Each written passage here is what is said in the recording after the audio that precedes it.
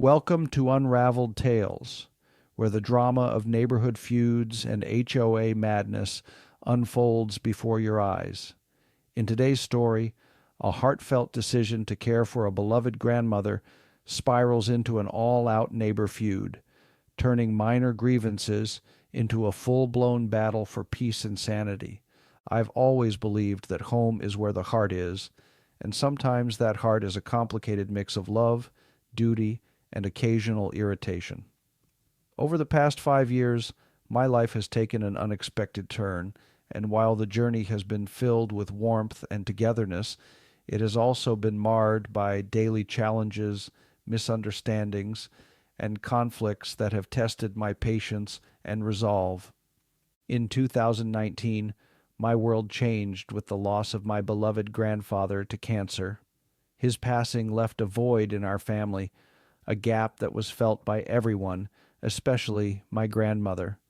For over 35 years, she had lived in the same townhouse, nurturing memories of a life well lived in that familiar neighborhood.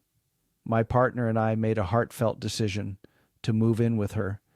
We hoped that by having her close, we could offer companionship and ensure that she would never feel the cold sting of loneliness. This decision was not just about duty. It was a promise to honor her decades of love, care, and the legacy of our family. Our townhouse was modest but charming. It was set in a community where every house seemed to tell its own story.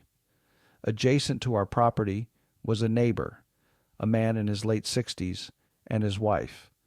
The two of them, recently retired, had moved into the neighborhood shortly after we did. At first, interactions with them were pleasant. We would exchange friendly greetings, share stories of our past, and discuss the little details of daily life. The neighbor, whom I will refer to as the other gentleman to preserve his anonymity, was a character whose quirks, while noticeable, were not immediately cause for concern. In the early days of our new living arrangement, life was relatively peaceful. I was determined to honor the promise we made to my grandmother and to create a warm, welcoming environment in our home. My partner and I took our time settling in, rearranging furniture, and creating spaces that were both practical and comforting. We spent lazy afternoons in the garden, laughing at old memories and dreaming about new ones. Meanwhile, my grandmother was content, slowly warming up to the idea of having a bit more hustle and bustle around her. Across the way lived our other neighbor. Initially, our interactions with him were limited to casual nods and brief conversations when our paths crossed. He was an interesting man, retired, a bit set in his ways, yet always willing to share his thoughts on everything from the weather to the state of our lawns. I remember one sunny afternoon when he remarked, almost offhandedly, "Your eavesdrows seem to drip rainwater more than usual." It was a small comment, hardly a cause for alarm. However, as the days turned into months, it became evident that his remarks were not isolated observations, but the beginning of a series of increasingly pointed criticisms. At first, the comments were minor and easily dismissed. "Perhaps you should check your gutters," he would say, with an air of authority that belied his retired status. Another time, he questioned our approach to pet care, remarking on our dog's routine of doing his business in the backyard. "You don't like cleaning up your dog's waste?" he asked, his tone laced with disapproval. It was clear that he held strong opinions on matters both big and small. As summer approached, his presence outside became more pronounced. He spent long hours tending to his garden, an activity that in itself was admirable. Gardening, after all, is a passion for many, but his methods were unusual. In his quest to create what he deemed a perfect outdoor sanctuary, he began to collect random items, poles, pieces of wood, various containers, from local dumpsters, and even curbside pickups on garbage days. His fervor for gathering these discarded treasures turned his backyard into a patchwork of mismatched objects, cluttering the space and, in our eyes, disrupting the aesthetic harmony of the neighborhood. I, along with my partner, tried to maintain a sense of calm and understanding. I put on my headphones when I needed a moment away from the constant commentary, and I attempted to see his actions as harmless expressions of his retirement freedom. For 4 years, we navigated this delicate dance, always exchanging polite nods and half-hearted smiles, trying to keep the peace. However, with every conversation, his grievances escalated. Comments about our lawn, "You cut the grass too short," or about our choice in paint color for the garage door, turned from mild observations into pointed reproaches. It was as if every detail of our home life was open for critique. It was a cool autumn night, around 9:30 p.m., when the veneer of civility began to crack. I was settling into the evening routine at home when I heard a persistent, rhythmic banging that seemed to reverberate through the very foundation of our townhouse. Our houses shared a common foundation, which made every sound magnified, every vibration felt more deeply. Instinctively, I knew the sound was coming from the direction of our neighbor's home. I decided to investigate, hoping that a gentle knock and a conversation might be enough to resolve what I assumed was an isolated incident. A moment of frustration perhaps brought on by the stress of retirement life. I walked to the neighbor's door, knocking softly with the intention of politely asking him to keep the noise down, mindful that my 90-year-old grandmother was asleep inside our home. To my shock, the door burst open, and there he was, this man I had come to know as the quiet critic, rushing out of his house. In his hand was a hammer, an emblem of his anger. The sight of him, disheveled and agitated, was jarring. Before I could utter a word, he launched into a tirade. His voice, loud and filled with venom, began a barrage of complaints. He spoke about how our actions as neighbors were disruptive, listing grievances that I had heard time and again, but never in such an aggressive tone. The intensity of his outburst was so great that it startled not only me but also my dear grandmother, who had been resting. With a gentle but firm step, she came outside to see what was happening, only to find herself drawn into his flood of criticism. That night marked a turning point, a moment when the accumulated frustrations and misunderstandings reached a boiling point. We, my partner, my grandmother, and I, felt that we had no choice but to decide on a new approach, one of cautious disengagement. We began to resolve that from that moment onward we would simply ignore his provocations. It was a difficult choice. We did not want to escalate the situation further, nor did we wish to compromise the peace of our home. Yet the memory of that night and the fear of further confrontations loomed large. Time marched on, and with each passing season, the conflict with our neighbor evolved. Winter arrived with its own challenges, as did spring and summer. The relationship with our neighbor had become a series of small daily skirmishes rather than open warfare, but the cumulative effect was draining. There was one particularly memorable winter evening that seemed to epitomize the ongoing struggle between us. It had just snowed, a heavy, unanticipated 35 centimeters blanketing the neighborhood in a glistening white sheet. This snow brought with it both beauty and responsibility. In our community, we shared a double driveway with another neighbor, a lovely senior lady whose kindness was known to all. In many ways, she embodied the spirit of neighborly love. I often found myself taking time out during the snowy days to mow her lawn, shovel her driveway, and ensure that her entrance was free of snow, knowing full well that small acts of kindness could go a long way in a community that sometimes felt divided. Every time I shoveled snow, I made a point of depositing it carefully. I always tried to place the mounds on the opposite side of the shared driveway, mindful of the unspoken rules of community living. It was a small gesture, but I believed it was enough to maintain a semblance of harmony. However, that snowy night, when I was diligently clearing my driveway, the old grievances resurfaced. Our neighbor appeared again, this time storming out of his house, as if conjured by the winter winds themselves. His face was flushed with anger, and his voice boomed as he began yelling that I had created a giant snow mound on the shared lawn. He accused me of playing games, of not respecting the communal space, and of deliberately provoking him.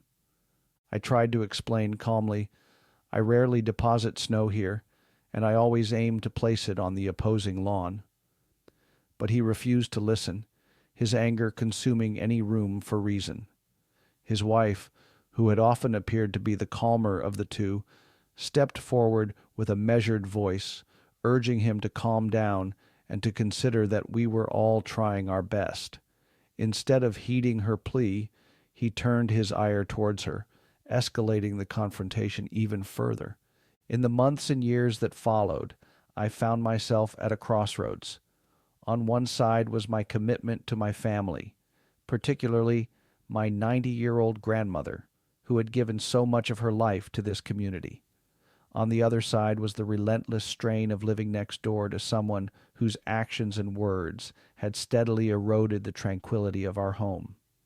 Sleep became elusive, and the simple act of stepping outside could trigger an avalanche of memories, the echo of the hammer, the angry shouts, and the feeling of being unfairly judged. Every day felt like a balancing act. I tried to compartmentalize, to focus on the joy of caring for my grandmother and the little moments of happiness that still dotted our lives.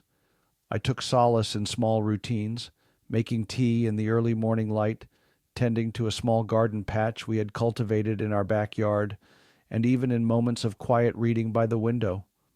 Yet, the constant undercurrent of anxiety was hard to shake. Each interaction with our neighbor, even if it was just a passing glance or a half smile, served as a reminder that harmony was fragile, and that even a seemingly trivial disagreement could spiral out of control. Throughout this ordeal, there was one beacon of hope, a kind-hearted neighbor who lived next door to us. This wonderful lady, who could easily be the poster child for community spirit, had a way of making everyone around her feel cared for. While our shared driveway and lawn often became the battleground for the disputes between me and the cantankerous neighbor, she was a steady reminder of how community could flourish even in the midst of discord. Whenever I felt overwhelmed by the ongoing tension, I would find solace in our interactions with her. We would exchange recipes, discuss local events, and sometimes simply sit together in silence, enjoying the comfort of each other's company. Her optimism and gentle demeanor served as a counterbalance to the negativity that sometimes seemed to engulf our little corner of the world. I took it upon myself to help her with small tasks, mowing her lawn, shoveling snow from her driveway, and making sure that her home was as inviting as possible. In doing so, I was reminded that while one relationship with a neighbor could be fraught with tension, another could be filled with warmth and genuine care. With each passing day, the internal conflict grew. I was torn between two choices: to continue living in an environment that was increasingly hostile and stressful, or to consider leaving behind the only home my grandmother had ever known. The latter was not an option I could entertain lightly. My grandmother, with all her years of history and memories, had expressed a deep attachment to her home, a place where every nook and cranny held stories of love, laughter, and loss. To uproot her now would feel like erasing a lifetime of experiences. I began to wonder, how does one maintain sanity and hope when the daily rhythm of life is punctuated by angry outbursts, unsolicited criticisms, and the constant feeling of being judged? I sought advice from friends, from community members, and even turned to online forums where others shared their own experiences with difficult neighbors. Many of them suggested various strategies: diplomatic conversations, mediation through community associations, and even legal advice. But for me, the solution was more personal and internal. I realized that the only way to navigate this storm was to develop a mindset of resilience, a way of compartmentalizing the negativity and focusing on the things that truly mattered. I started to document the incidents, not with the intent to escalate the matter legally or to create a record of grievances, but simply as a personal journal, a way to understand the triggers, the patterns, and perhaps even find moments of humor in an otherwise exasperating situation. I wrote about the nights when the sound of a hammer echoed through our shared foundation, about the moments when my grandmother's gentle voice was drowned out by the cacophony of anger, and about the times when I found unexpected solace in the kindness of a neighboring soul. In these writings, I began to see the larger picture, a tapestry of human emotions, frailties, and the complexities of living in close proximity with another human being. One particularly cold winter evening, after another minor altercation over a misplaced snow mound, I found myself sitting in the quiet of our living room, reflecting on the events of the past 5 years. The soft hum of the heater filled the silence as I sipped a warm cup of tea, trying to reconcile the conflicting emotions inside me. I thought about my grandmother's unwavering attachment to her home, her resilience in the face of loneliness, and her gentle spirit that had touched so many lives in this neighborhood. I thought about my partner, whose calm presence had been a steady anchor amidst the stormy seas of conflict. I realized that while I could not change the behavior of our neighbor, nor could I entirely erase the irritations that came with sharing a community space, I could change the way I responded to them. I began to see our daily interactions as lessons in patience, as opportunities to practice empathy even when it seemed impossible. I reminded myself that the anger and frustration he expressed were not necessarily a reflection of my actions, but perhaps manifestations of his own internal struggles in retirement. In his own way, he was grappling with changes in his life, changes that had left him feeling powerless and unappreciated. That night, as the snow continued to fall silently outside, I made a quiet vow to myself. I would continue to care for my grandmother with all the love and dedication I could muster. I would strive to be a beacon of calm in the midst of chaos, not allowing the bitterness of one troubled neighbor to dim the light of our family's joy. I resolved to find moments of grace and humor even in the absurdity of a snow mound controversy, to remind myself that life in all its complexity was still beautiful. As time went on, I attempted to bridge the gap between myself and our cantankerous neighbor. I wondered if perhaps a more direct, empathetic conversation might ease the tension. After all, many conflicts arise from misunderstandings and unspoken grievances. I gathered the courage to approach him on a crisp spring afternoon. With the garden in full bloom around us, I knocked on his door, not with the intention of confronting him, but of understanding him. What followed was a conversation that was both challenging and eye-opening. His words, though still laced with irritation, began to reveal a deeper narrative, a tale of a man who felt sidelined by the rapid changes in his world, who missed the days when community interactions were simpler and more predictable. He spoke of retirement as a time that, for him, had become a period of unfulfilled expectations. His passion for gardening and collecting stray items was not merely an eccentric hobby, it was an attempt to create order in a life that felt increasingly chaotic. While the conversation did not resolve all the differences between us, it did open a small window of understanding. I realized that beneath the layers of complaints and harsh words, there was a person who, like all of us, was struggling to adapt to a new phase of life. Although I could not promise that every interaction would be peaceful, I promised myself that I would try to see him not as an enemy, but as another human being with his own set of fears and dreams. Living in close quarters with someone who frequently expressed discontent forced me to re-examine what it means to be a neighbor. The ideal of a perfect, harmonious community is often portrayed in movies and literature, yet reality is far more complex. Our small corner of the world was a microcosm of life itself, a blend of joy and sorrow, kindness and conflict. I began to see that the challenges we faced with our neighbor were not isolated incidents, but rather a part of the larger narrative of coexistence. There were moments of unexpected beauty amid the tension. I recall one summer evening when the entire neighborhood gathered for a community barbecue. Despite the undercurrents of unresolved issues, everyone came together, sharing food, laughter, and stories. Our grumpy neighbor even cracked a rare smile as he recounted an old joke about the misadventures of retirement. In that fleeting moment, it was as if the years of discord melted away, replaced by the simple, undeniable truth that we were all connected by our shared humanity. These community gatherings became a cherished tradition, a time when differences were set aside in favor of mutual celebration. I learned that while conflicts might persist on an individual level, there was always the possibility of finding common ground, whether it was in the form of shared meals, impromptu conversations on the front porch, or collaborative efforts to beautify the neighborhood. The bonds of community proved to be resilient, even in the face of discord. Yet, despite the occasional moments of levity and connection, the strain of living next to someone whose every interaction was laced with criticism continued to take its toll. There were nights when sleep eluded me, when the anxiety of another confrontation made it difficult to rest. I found myself replaying incidents in my mind, each harsh word, each moment of unwarranted aggression, and wondering if there was a way to reclaim the peace that once defined our home. I began to explore various coping mechanisms.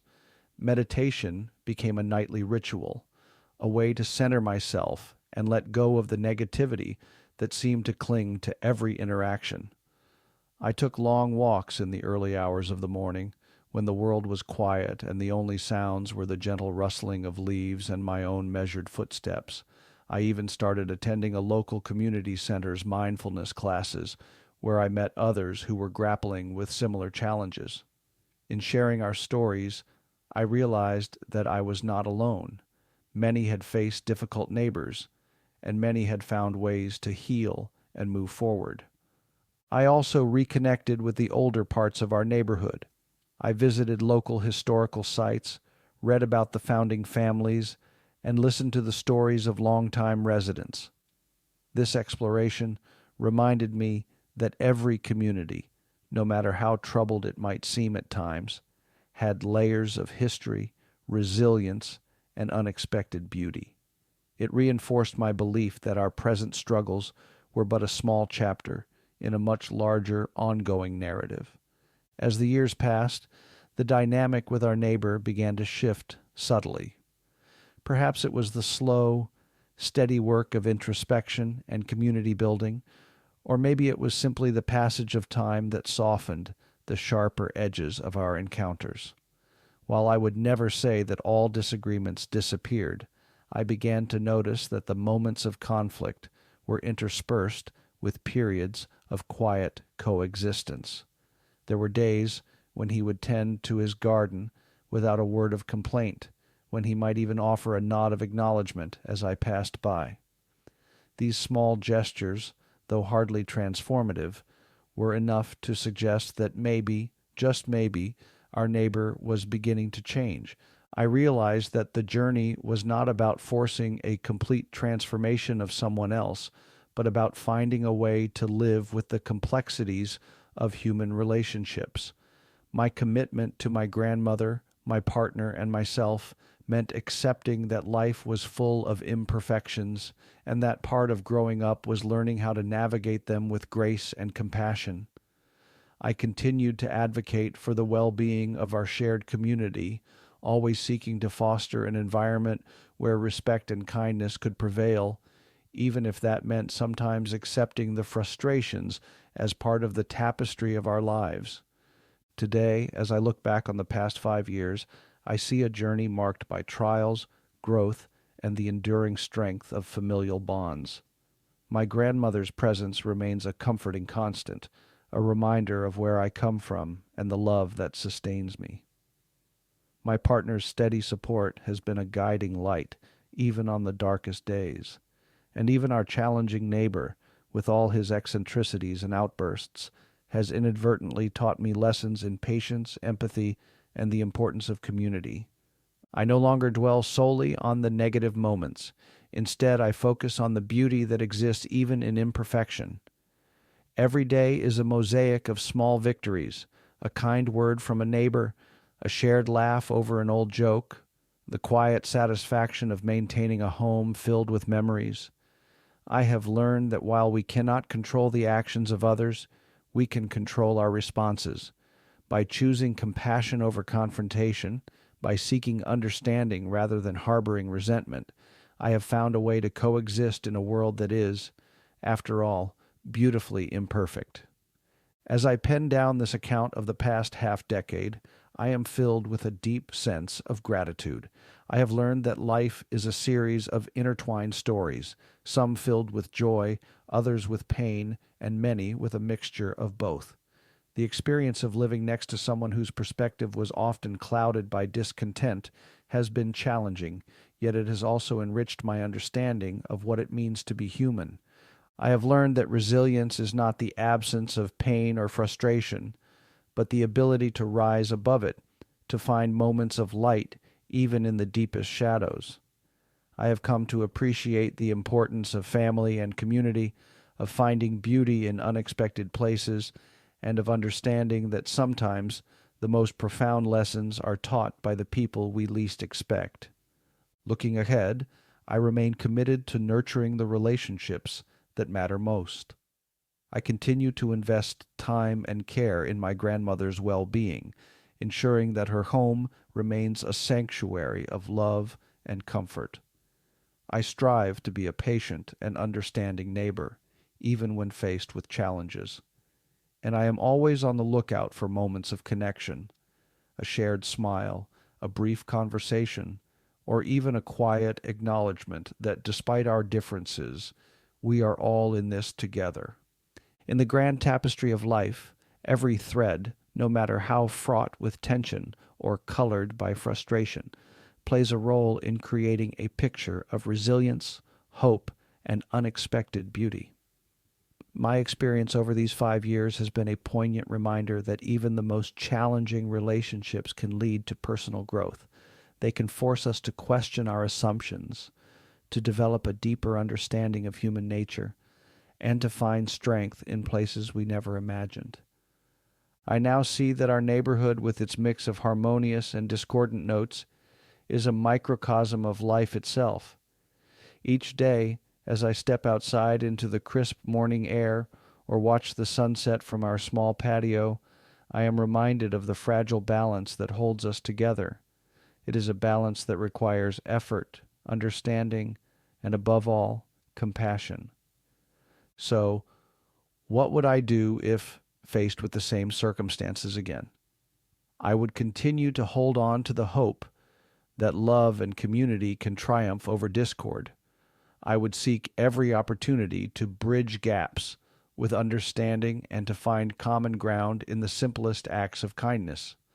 And I would never lose sight of the promise I made, to care for those I love, even when the world around me seems to conspire against tranquility. The story of our neighborhood is still unfolding. There are days when the tension flares up unexpectedly, and days when the air is filled with the gentle hum of community and the soft murmur of reconciliation. And while the challenges remain, so does my determination to find beauty in the everyday, to laugh in the face of adversity, and to celebrate the enduring spirit of togetherness. In the end, the journey has taught me that true home is not defined by perfect harmony or the absence of conflict, but by the strength of the bonds we form with those we care about.